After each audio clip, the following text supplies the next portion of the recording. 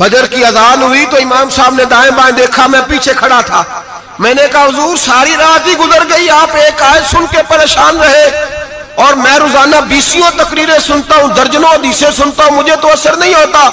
آپ فرمانے لگے مجھے تیرے معاملے کا نہیں پتا، لیکن مجھے اگر تو نے دیکھ لیا ہے تو کسی کے ساتھ ذکر نہ کرنا مجھے۔ اور فرمانے لگے پھر تو نیک آدمی ہوگا، تجھے نہیں خیال آتا، تو میں تو جانتا ہوں من آنم کے من دانم، پتہ سارا ہے سردار نو کی تیانا، میں تو جانتا ہوں نا، مجھے خبر ہے، لہٰذا میں نہیں حساب دے سکتا، تیرا نہیں مجھے پتا۔ جتنا میرے بھائی علم زیادہ اتنا خوف بھی۔ حضرت عبداللہ ابن مسعود فرماتے ہیں زیادہ باتیں کرنے والا عالم نہیں ہوتا، اللہ سے زیادہ ڈر جانے والا عالم ہوتا ہے۔ جو آدمی لمبی چوڑی گفتگو کرے وہ فقیہ نہیں، وہ اللہ سے ڈرنے والا نہیں، بلکہ جس کو وہ بات کرے تو تھوڑی کرے، ڈر کے کرے، خوف کے ساتھ کرے، اللہ کی خشیت جس کے دل میں ہو وہ بڑا عالم ہوتا ہے۔ حضرت امام اعظم ابو حنیفہ رحمت اللہ علیہ مالدار تھے اور اپنے مال میں سے حصے نکالتے تھے۔ امام صاحب فرمایا کرتے تھے میں نے چند ہزار درہم رکھ دیے۔ حضور کس لیے؟ فرمایا لوگوں کو قرضہ دینے کے لیے۔ نبی پاک صلی اللہ علیہ وسلم نے فرمایا قرضہ لینے والے کو منع کیا ہے، فرمایا قرضہ ایک قید ہے، بغیر مجبوری کے نہ لینا۔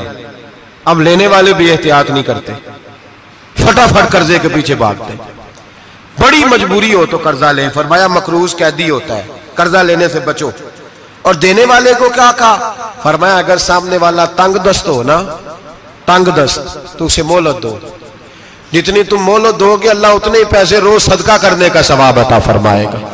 اگر تنگ، ایک صاحب مجھے کہنے لگے میں نے رمضان شریف میں نا قرضے کے حوالے سے یا کچھ عرصہ پہلے کسی موقع پر قرض کے حوالے سے کوئی بات کی، تو ایک صاحب مجھے کہنے لگے حضرت صاحب جیسے کسی کو لینا ہوئے نا 20,000 تو انہوں ترا کے لئی دے، تو جے 20 کروڑ لینا ہوئے تو پھر نہیں ترایا جاندہ۔ میں نے کہا کیوں؟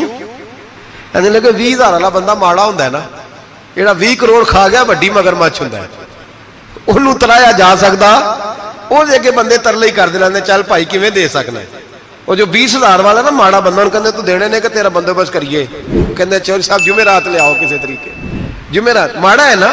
نبی پاک نے کیا فرمایا؟ حضور نے فرمایا تجھے پتہ چل جائے کہ تنگ دست ہے تو مہلت دے، جتنے دن تو اس سے پیسے نہیں لے گا اتنے پیسے روز صدقہ کرنے کا ثواب دیا جائے۔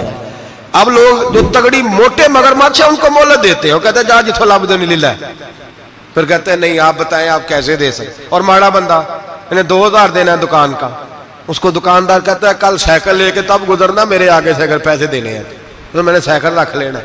ڈرنا چاہیے اللہ پاک، ہمیں پتہ ہوتا ہے سامنے والا غریب ہے، تنگ دست ہے، مجبور ہے، اسے مہلت دینی۔ امام صاحب کہتے ہیں میں نے کچھ پیسے رکھے ہوئے تھے، پس منظر یہ تھا کہ غریب لوگ آتے ہیں تو میں ان کی مدد کروں گا۔ امام اعظم ابو حنیفہ نے ایک بندے سے پیسے لینے تھے اور حال یہ تھا کہ آپ دھوپ میں کھڑے تھے، ساتھ اس بندے کا مکان تھا، لوگوں نے کہا حضرت دیوار کے سائے میں ہو جائے، فرمانے لگے اس سے پیسے لینے ہیں، اگر سائے میں کھڑا ہوا تو سود میں شمار ہو جائے گا، میں اس سے فائدہ نہیں لے سکتا۔ ایک بندے سے قرضہ لینا تھا، وہ آپ کو دیکھ کے گلی اور دوسری گلی میں چلا گیا، رستہ بدل گیا اور چھپ گیا۔ امام صاحب رونے لگے، کہنے لگے اے اللہ میں اتنا برا ہو گیا ہوں کہ تیرے بندے مجھ سے چھپنے لگے، اس کو ڈھونڈ کے لائے، کیوں چھپتا ہے؟ کہا حضور آپ کے پیسے دینے ہیں۔ آپ نے فرمایا جا میں نے اللہ کی رضا کے لیے معاف کیے، آج کے بعد چھپنا نہ، اس لیے میں نہیں چاہتا کہ تجھے کوفت ہو، تو میری طرف دیکھ کے چھپنے لگا ہے، میری طرف دیکھ کے۔ غریب تو بھائی گلیوں میں گھستے پھرتے ہیں کہ کوئی بندہ مل نہ جائے، مقروض آدمی، پتہ اس وقت چلتا ہے جب خودکشی کر گیا، پتہ اس وقت چلتا ہے پھر لوگ آتے ہیں اس کے بچوں کو کہتے ہیں فکر نہ کرنا ہم تیرے ساتھ ہیں، تو اس کے ساتھ ہونا تھا ان کا سایہ بچ جاتا۔ اب آئے ہو امام اعظم ابو حنیفہ رحمت اللہ تعالیٰ علیہ لوگوں کو سہولت دیتے، آسانی دیتے، پیار کرتے، محبت کرتے۔ ہم لوگوں کا مزاج ایسا نہیں ہے، ہمارے اخلاقیات کے اندر وہ حسن نہیں جو ہمارے بزرگ ہمیں دے کے گئے، اور پھر چھوٹی چھوٹی باتوں میں حقوق العباد کا خیال کرتے، چھوٹی چھوٹی باتوں۔ ہم تو گالی دے کے بھی کہتے ہیں نا چل کیا ہو گیا، گالی دی ہے نا۔ میں نے دیکھا ہے سائیکل والے کی ٹکر اگر پجارو والے کے ساتھ ہو جائے تو معافی سائیکل والے نے مانگنی ہے، کیونکہ وہ سائیکل پہ بیٹھا ہے نا، اس کی غلطی یہ ہے کہ وہ سائیکل پہ بیٹھا ہے، معافی سائیکل والے نے مانگنی ہے، پجارو والا نہیں مانگے گا۔ ہو سکتا ہے سائیکل والا اٹھ کے کہے جناب مجھ سے غلطی ہو گئی، مجھے پتہ ہی نہیں تھا کہ آپ تھے، ورنہ میں آپ کے آگے نہ آتا۔ سائیکل والا مجبور ہے کیونکہ اس کے پاس پجارو نہیں، اور پجارو والا تو شیشہ نہیں نیچے کرتا، کہتا دھوپ آئے گی، گاڑی بڑی مشکل سے ٹھنڈی کی ہے، نیچے اتر کے ملازم کہتا ہے اس کو پوچھو اگر کوئی 200-400 کا نقصان ہوا تو 500 دے دو. مزاج ہے. امام اعظم ابو حنیفہ رحمۃ اللہ علیہ عالم حقوق العباد کا چھوٹی چھوٹی. آپ کے شاگردوں میں سے کسی کے چہرے پہ شکن آتا تو 20 بار پوچھتے کوئی پریشانی ہے میرے بیٹے کو, کیا ہو گیا. ساری زندگی سایہ دار شجر کی طرح گزاری, ساری زندگی شاگردوں پر مریدوں پر محبت کا سائبان رہا, ٹھنڈی چھاؤں رہی امام صاحب کی. امام اعظم ابو حنیفہ رحمۃ اللہ تعالی علیہ گلی سے گزر رہے تھے, لکڑی کے جوتے پہنا کرتے تھے, کھڑاؤں. ایک نوجوان بچے کے پیر پہ پیر آ گیا تو کہنے لگا امام اللہ سے ڈر جا. یہ لفظ کہے تو امام صاحب کی چیخ ہی نکل گئی. کئی گھنٹے بے ہوش رہے. لوگوں نے کہا حضور کیا ہوا؟ فرمانے لگے تم نے سنا نہیں, چھوٹے چھوٹے جوان بھی کہتے ہیں کہ ابو حنیفہ اللہ سے نہیں ڈرتا, اللہ کی مخلوق کہتی ہے نہیں ڈرتا. اگر یہ کہہ رہے ہیں تو میرا کیا بنے گا؟ کئی دن روتے گزر گئے. لوگ اس بچے کو لائے, آگے کہنے لگا حضور آپ تو پریشان ہو گئے, میں نے تو محاورتاً کہا تھا, محاورتاً کہا تھا کہ آپ اللہ سے نہیں ڈرتے. فرمانے لگے بیٹے مجھے محاوروں کا نہیں پتا, جب رب کے خوف کا نام آتا ہے تو جملے سیدھے میرے دل سے جا کے ٹکراتے, سیدھے دل سے جا کے ٹکراتے. گلی سے گزر رہے, لکڑی کے جوتے پہنے, کھڑاؤں, بارش ہے, کیچڑ ہے. ایک دیوار کے قریب سے گزرے تو تھوڑا سا کیچڑ اڑ کے نا تو دیوار پہ پڑ گیا. یہاں ٹرالی والا ساری دیوار توڑ جاتا ہے اور کہتا ہے چلو میں نے کون سا جان بوجھ کے کیا ہے. یہاں لوگوں کا گھر توڑ جاتے ہیں, کہتے ہیں چلو بتاؤ کتنا خرچہ آیا تھا. فوری طور پہ لوگ ماننے کو تیار ہی نہیں. امام صاحب کے پیروں سے یہ باریکی سمجھے, یہ حقوق العباد کا مسئلہ ہے. جو جاننے والے ہوتے تھے ان کا یہ طرز زندگی تھا. کیچڑ اڑا پیروں سے اور ایک آدمی کی دیوار پہ پڑ گیا. امام صاحب کھڑے ہیں, سوچ رہے کروں تو کیا کروں. شاگرد ساتھ ہے, حضرت جی کیا پریشانی ہے؟ آپ فرمانے لگے میں نے اس کی دیوار گندی کر دی ہے, صاف نہ کروں تو بھی ظلم ہے, اور اگر صاف کروں تو دیوار کچی ہے. جب صاف کروں گا تو کچھ مٹی اتر جائے گی, تو کسی کے گھر کی مٹی اتارنا یہ بھی ظلم ہے. اب میں دو پریشانیوں میں الجھ گیا ہوں, کدھر جاؤں؟ کہا حضرت جی پھر. فرمایا اس کے دروازے پہ دستک دو. دروازے پہ دستک دی تو جو بندہ باہر آیا وہ مجوسی تھا, آگ کی پوجا کرنے والا تھا. امام صاحب کہنے لگے مجھے جانتے ہو؟ کہنے لگے حضور سارا کوفہ جانتا ہے, سارا بغداد جانتا ہے, ساری دنیا جانتی ہے آپ مسلمانوں کے امام ہیں, لوگ جانتے. آپ نے فرمایا یار مجھ سے غلطی ہو گئی ہے. وہ کیا؟ آپ فرمانے لگے میں اپنے انداز میں گزر رہا تھا, بوڑھا آدمی ہوں, خیال نہیں آیا, تھوڑا کیچڑ اڑ کے تیری دیوار پہ لگ گیا ہے. میرے بھائی یہ کوئی فرشتے تھوڑی تھے, یہی زمین پہ بسنے والے لوگ تھے, احتیاط والے لوگ تھے.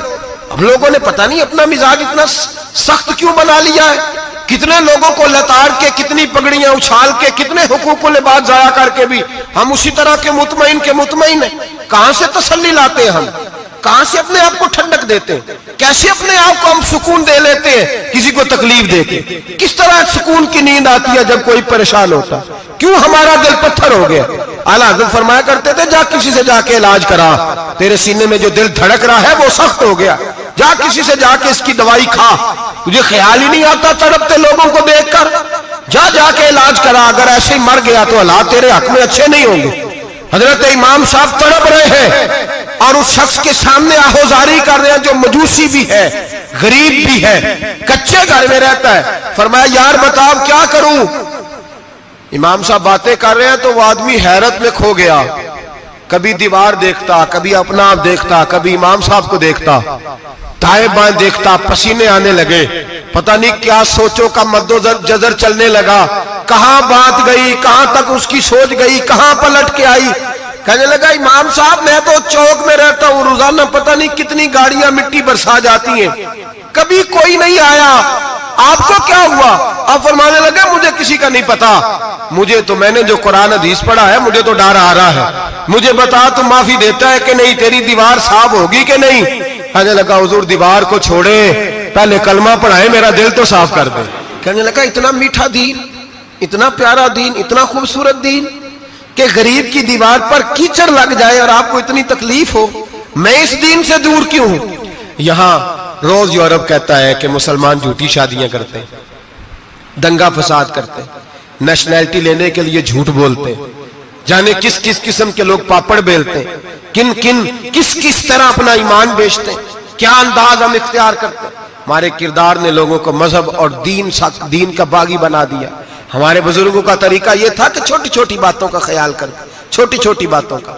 بہت بڑے عالم تھے، یہ ساری نیکیاں تو ان کی سماجی تھی، فلاحی تھی، ان کی معاشرت کی نیکیاں تھی، دنیا داری، لیکن جو ان کا باقی کا معاملہ تھا، 4 لوگ ایسے ہیں جو ہمیشہ قرآن پاک ایک رات میں پڑھا کرتے تھے۔ ان میں پہلا نام حضرت عثمان غنی کا ہے، پورا قرآن پاک۔ دوسرا مولا علی شیر خدا کا ہے۔ تیسرا حضرت سعید بن جبیر کا ہے۔ چوتھے امام اعظم ابو حنیفہ ہیں جو ایک رات میں پورا قرآن پاک پڑھ دیا کرتے ہیں۔ جس جگہ امام اعظم کی قبر بنی ہوئی ہے نا، اعظمیہ ایک محلہ ہے بغداد کا، اس کا نام ہی اعظمیہ، امام صاحب کے نام، جہاں قبر بنی ہوئی ہے، وہاں بیٹھ کے امام اعظم ابو حنیفہ نے 60 مرتبہ قرآن پاک ختم کیا، خود پڑھا، خود فرمایا یہاں میں نے دفن ہونا ہے۔ اس جگہ 60 قرآن پاک پڑھے۔ رمضان کا مہینہ آتا تھا تو امام صاحب ایک قرآن پاک دن میں پڑھتے تھے، ایک رات کو پڑھا کرتے تھے، ایک قرآن پاک سنایا کرتے تھے۔ امام صاحب رحمت اللہ علیہ ساری رات نفل پڑھتے۔